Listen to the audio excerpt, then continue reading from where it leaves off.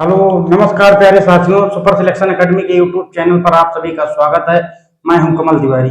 आज आप सभी लोगों के बीच वर्णमाला का अंतिम चैप्टर शुरू होने जा रहा है। हमने स्वर वर्ण और व्यंजन वर्ण की चर्चा कर दी है। आज हम बताएंगे वर्ण का तीसरा भेद। हमने बताया था वर्ण के भेद पूछे तो हमने कहा था 2 या 3 होते हैं। अगर 3 ऑप्शन में दिया गया है तो 3 सही होगा, क्योंकि स्वर वर्ण, व्यंजन वर्ण, अयोगवाह वर्ण मुख्य पूछे तो 2 ही भेद होते हैं। हमने 2 भेद स्वर वर्ण और व्यंजन वर्ण की चर्चा कर दी है। अल्प प्राण क्या होते हैं, महाप्राण क्या होते हैं, हमने इसको भी बता दिया है। घोष वर्ण क्या होते हैं, सघोष वर्ण क्या होते हैं, इसको भी बता दिया है। आज हम जानेंगे अयोगवाह वर्ण का तीसरा भेद होता है अयोगवाह वर्ण। आइए जानते हैं। हेडिंग डाल लीजिए अयोगवाह वर्ण। अयोगवाह वर्ण, अयोगवाह वर्ण। अयोगवाह एक प्रकार का चिन्ह होता है। अयोगवाह, अयोगवाह एक प्रकार का चिन्ह होता है, प्रकार का चिन्ह होता है, इसका प्रयोग, इसका प्रयोग वर्णों के, वर्णों के सार्थक रूप में करते हैं, सार्थक रूप में करते हैं। अयोगवाह चिन्ह का, अयोगवाह चिन्ह का स्वयं में कोई अस्तित्व नहीं होता, स्वयं में कोई अस्तित्व नहीं होता, अस्तित्व नहीं होता है, नहीं होता है। इनका प्रयोग, इनका प्रयोग वर्णों के सार्थक रूप में होता है, ओके, सार्थक रूप में होता है।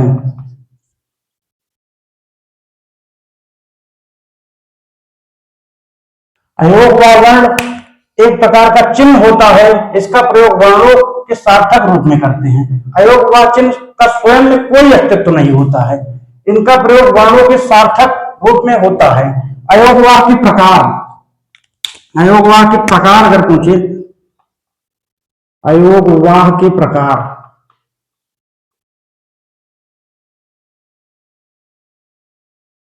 अयोगवाह के प्रकार तो कितने प्रकार के होते हैं? अयोगवाह मुख्य रूप से 2 प्रकार के, अयोगवाह मुख्य रूप से 2 प्रकार के होते हैं, 2 प्रकार के होते हैं, तथा कुल 4 प्रकार के होते हैं, तथा कुल 4 प्रकार के होते हैं, होते हैं। अगर पूछेगा अयोगवाह के प्रकार, अयोगवाह कितने प्रकार के होते हैं, तो मुख्य रूप से 2 प्रकार के होते हैं, तथा कुल पूछे तो 4 प्रकार के होते हैं। आइए जानते हैं मुख्य कौन कौन से हैं और कुल 4 कौन कौन से हैं। अयोगवाह के प्रकार,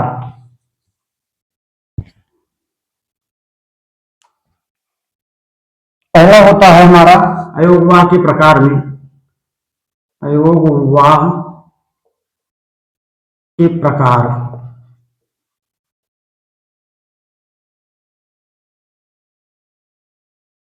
पहला दूसरा हमारे मुख्य होते हैं।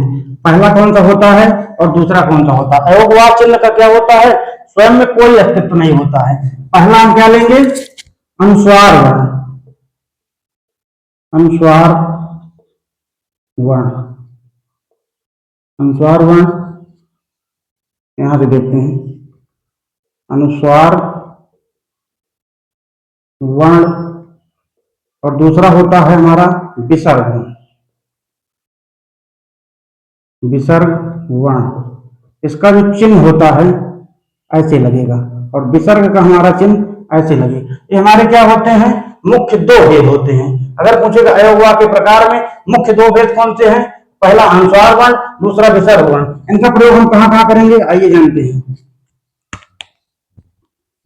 जैसे हमने लिखा, इसका संस्कृत हमको लिखना हो, संस्कृति, हमने संस्कृत में क्या लिखा, अनुसार वर्ण का प्रयोग किया। हमने संविधान लिखा, संविधान में भी हमने किसका प्रयोग किया, इसका प्रयोग किया। विसर्ग का प्रयोग हम कहां करेंगे, जैसे हमको लिखना हो प्रातः, उसके बाद हमको लिखना क्या हो प्रायः, यहां पे हम किसका प्रयोग कर रहे हैं, विसर्ग का प्रयोग कर रहे हैं। अनुसार वर्ण का प्रयोग हमने संस्कृत में किया, संविधान में किया, उसके बाद विसर्ग का प्रयोग हमने क्या किया, प्रातः में किया, प्रायः में किया। और तीसरा हमारा कौन सा भेद होता है, हलन। ये मुख्य मुख्य भेद में नहीं आते। अगर अयोगवा के कुल प्रकार कितने होते हैं, 4 प्रकार होते हैं। तीसरा होता है हमारा हलन। हलन या इसी को कहते हैं असलन्य वर्ण।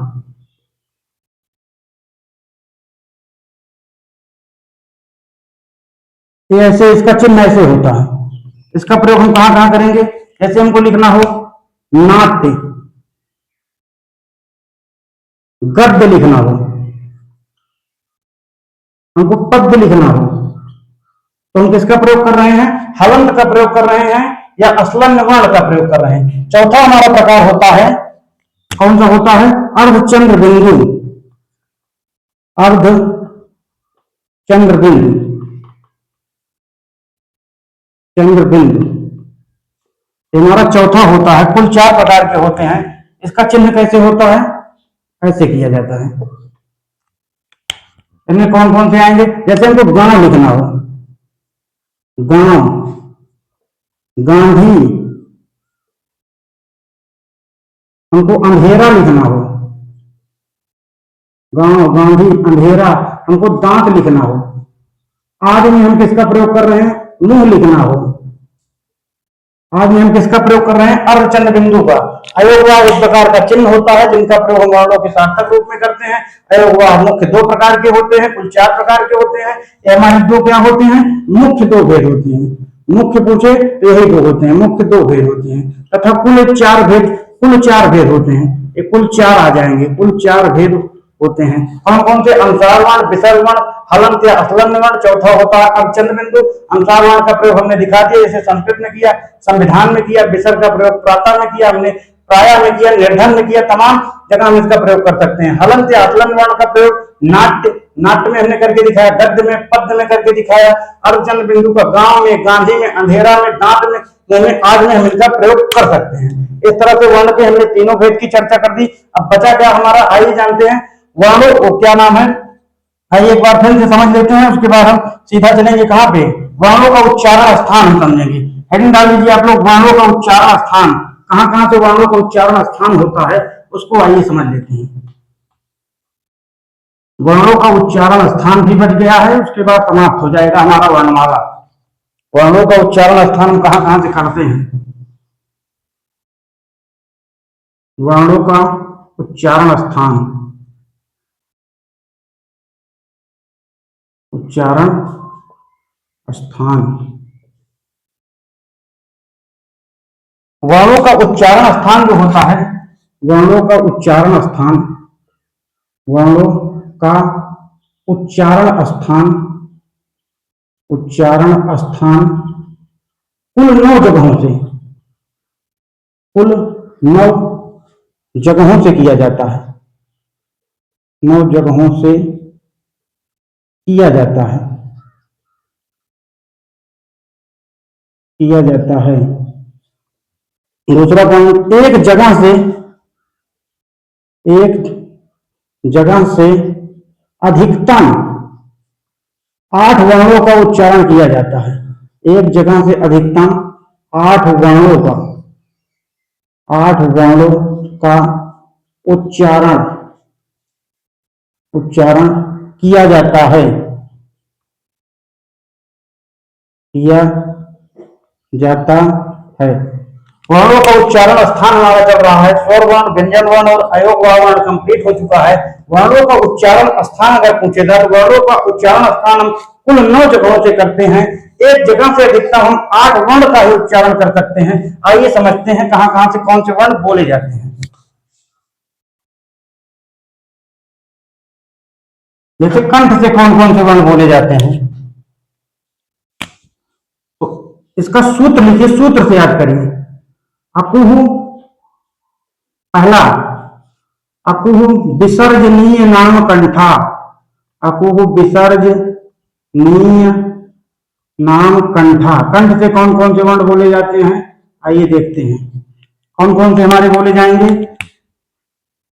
आ हो गया, उसके बाद का वर्ग हमारा कहां से बोला जाएगा, कंठ से। उसके बाद क्या बोला जाएगा, हा हमारा कहां से बोला जाएगा, कंठ से। उसके बाद विसर्ग वर्ण हमारा कहां से बोला जाएगा, कंठ से बोला जाएगा। इसमें का वर्ग के अंदर कौन कौन से आ जाएंगे, आ जाएगा, का आ जाएगा, काम खा आ जाएगा, काम गा आ जाएगा, काम घा आ जाएगा, काम अंगे आ जाएगा।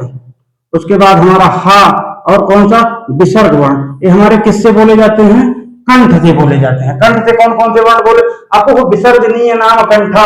आ हो गया, का हो गया, खा हो गया, गा हो गया, घा हो गया, इंगा हो गया, हा हो गया और विसर्ग हो गया, हमारे किससे बोले जाते हैं, कंठ से बोले जाते हैं। दूसरा देखते हैं तालु से कौन से बोले जाते हैं। इसका सूत्र होता है ईचू यसा नाम तालु। ईचू यसा नाम तालु, चू यसा नाम तालु। तालु से आइए देखते हैं कौन कौन से बोले जाते हैं हमारे, कौन कौन से, छोटी ई, यहाँ पे बड़ी, यहाँ बड़ा भी आ जाएगा, छोटी ई, बड़ी ई। उसके बाद चा वर्ग हमारा किससे बोला जाएगा, तालु से। उसके बाद या हमारा किससे बोला जाएगा, तालु से। और ये सा किससे बोला जाएगा, तालु से। चा वर्ग में कौन कौन से वर्ण आएंगे, यहां से हम ले लेंगे ई, उसके बाद चा वर्ग में चा हो जाएगा, छा हो जाएगा, जा हो जाएगा, झा हो जाएगा और इया हो जाएगा। उसके बाद या हो जाएगा, उसके बाद सा हो जाएगा। ये हमारे किससे बोले जाएंगे, तालु से बोले जाएंगे। उसके बाद तीसरा आता है हमारा ऋतु रसानाम मूर्धन। ऋतु रसानाम मूर्धन। मूर्धा से कौन कौन से बोले जाते हैं, आइए देखते हैं। हमारे जो है री किससे बोला जाएगा, मूर्धन में होता है। उसके बाद टा वर्ग, टा वर्ग, उसके बाद रा, उसके बाद सा, ये किससे बोले जाएंगे, मूर्धा से बोला जाएंगे, मूर्धन में होते हैं। इसमें कौन सा हो जाएगा, री हो जाएगा, टा वर्ग के अंतर्गत टा हो जाएगा, ठा हो जाएगा, उसके बाद डा हो जाएगा, उसके बाद ढा हो जाएगा, उसके बाद अणा हो जाएगा, उसके बाद हमारा रा हो जाएगा, उसके बाद क्या हो जाएगा, सा हो जाएगा। ये इतने वर्ण किससे बोले जाएंगे, हमारे मूर्धन में होते हैं। कौन से होते हैं, मूर्धन में होते हैं। उसके एक बार फिर समझ लेते हैं तालु कंठ से कौन कौन से बोले जाएंगे। इसका सूत्र होता है अको विसर्जनीय नाम कंठा। आ हो गया, का वर्ग के अंतर्गत का, खा, गा, घा, इंगा हो गया, हा हो गया, विसर्ग हो गया, हमारे कहां से बोले जाएंगे, कंठ से बोले जाएंगे। उसके बाद ईचू यसा नाम तालु। तालु से कौन कौन से बोले जाएंगे, छोटी बड़ी, चा वर्ग के अंतर्गत चा, छा, जा, झा और या और सा किससे बोले जाएंगे, तालु से बोले जाएंगे। उसके बाद ऋतु रसा नाम मूर्धा। री कहां से बोला जाएगा, उसके बाद टा वर्ग रा सा कहां से बोले जाएंगे, मूर्धन में होते हैं। उसके बाद होता है दंत से, आइए देखिए दंत से लीटू लसा नाम दंता। चौथा सूत्र हमारा कहता है लीटू लसा नाम दंता। दांत से कौन कौन से वर्ण बोले जाएंगे, हमारे ली जो है, ये ली किससे बोला जाएगा, दांत से बोला जाएगा। तावर्ग हमारा तावर्ग, उसके बाद इल्ला, उसके बाद सा, ये कहां से बोले जाएंगे, ये दांत से बोले जाएंगे। कहां से बोले जाएंगे, दांत से। उसके बाद तावर्ग में कौन कौन से आ जाएंगे, यहां से हो गया ली, यहां से तावर्ग के अंतर्गत आ जाएगा ता, था, उसके बाद दा, उसके बाद धा, उसके बाद ना, उसके बाद ये हमारा ला, उसके बाद सा हमारा। ये कहां से बोले जाएंगे, दांत से बोले जाएंगे। इतने वर्ण कहां से बोले जाएंगे, दांत से बोले जाएंगे। उसके बाद आइए पांचवा भेद पढ़ते हैं। एक हो गया, दो हो गया, तीन हो गया, चौथा, पांचवा। अधिकतम हम 9 जगह से उच्चारण कर सकते हैं। पांचवा देखिए, उपध्यमानीय नाम ओष्ठा होता है। ओष्ठ से कौन कौन से उच्चारण करते हैं, ये देखते हैं। उपध्यमानीय नाम ओष्ठा। उपध्यमानीय नाम ओष्ठा। ओष्ठ से कौन कौन से वर्ण बोले जाएंगे, ये हमारा पांचवा हो गया। ये हमारा उ हो गया, उसके बाद पावर हो गया, उसके बाद उपध्यमानी का जो चिन्ह होता है हमारा, ये किससे बोले जाएंगे, उपध्यमानी, ये ओष्ठ से बोले जाएंगे। कौन कौन से वर्ण हो जाएंगे इसमें? छोटा ऊ, छोटा ऊ आ जाएगा, बड़ा ऊ आ जाएगा, उसके बाद पा, फा, उसके बाद बा, उसके बाद भा, उसके बाद मा आ जाएगा। और उपध्यमानी वर्ण कौन से हैं? दो होते हैं। उपध्यमानी, उपध्यमानी वर्ण कौन से हैं? दो होते हैं। ये हमारे किससे बोले जाएंगे? ओठ से। एक होता है का, ये ए वर्ण लगेगा खा लिखने के लिए, उसके बाद पा, उसमें ये वर्ण उपध्यमानी लगेगा और फा लिखने के लिए। ये दो हमारे क्या होते हैं? उपध्यमानी वर्ण होते हैं। इनका जो उच्चारण किया जाता है ओठ से किया जाता है। उसके बाद छठवां होता है ए दैतो कंठ तालु। तालु से कौन कौन से बोले जाते हैं? ए दैतो कंठ तालु, कंठ तालु, यानी ये दो जगह से बोले जाएंगे, कंठ और तालु से बोले जाएंगे। कौन कौन से? ए और ऐ, ये कहां से बोले जाएंगे? कंठ और तालु से बोले जाएंगे। कंठ प्लस तालु से बोले जाएंगे। उसके बाद सातवां हमारा होता है ओदैतो कंठ ओष्ठा। ओदैतो कंठ ओष्ठा, ओष्ठा। ओ और औ कहां से बोले जाएंगे? ओ और कामा औ, ये कहां से बोले जाएंगे? ये कंठोष्ठ होते हैं, कंठ प्लस ओष्ठ से बोले जाएंगे, इसीलिए इनको क्या कहते हैं? कंठोष्ठ कहते हैं। और हमारा आठवां होता है वका रहस्य दंतोष्ठ। वका रहस्य दंतोष्ठ, दंत ओष्ठ, दंतोष्ठ, दंतोष्ठ। वह हमारा किससे बोला जाता है? वह हमारा जो होता है दंतोष्ठ होता है। ये दंत प्लस ओष्ठ से बोले जाते हैं, दंत प्लस ओष्ठ। इसे क्या कहेंगे हम? दंतोष्ठ से बोले जाते हैं, दंतोष्ठ। और ये किससे बोले जाते हैं? ये कंठोष्ठ होते हैं। ओ और ओ किससे बोले जाते हैं? कंठोष्ठ होते हैं, कंठोष्ठ होते हैं। और ये किससे बोले जाते हैं? इसे क्या कहते हैं? कंठतालु कहते हैं। एक बार फिर से समझ लेते हैं। पांचवा हमारा क्या हुआ था? उपध्यमानीय नाम ओष्ठा। ओष्ठ से कौन कौन से बोले जाएंगे? उ, उसके बाद पा, फा, बा, भा, मा। उपध्यमानीय वर्ण कितने हैं? दो हैं। एक का के बाद उपध्यमानीय वर्ण खा, के बाद उपध्यमानीय वर्ण, उसके बाद फा। उसके बाद ए दैतो कंठ तालु हमारा सूत्र होता है। ए और ए किससे बोले जाते हैं? कंठ और तालु से बोले जाते हैं। ओ दैतो कंठ ओष्ठा। ओ और औ किससे बोले जाते हैं? कंठ और ओष्ठ से बोले जाते हैं। वका रहस्य दंतोष्ठ, वह किससे बोला जाता है? दंतोष्ठ से। और हमारा नौवां जो बच गया क्या होता है? इंग्या, उसके बाद इना, उसके बाद अड़ा, उसके बाद ना, उसके बाद ना।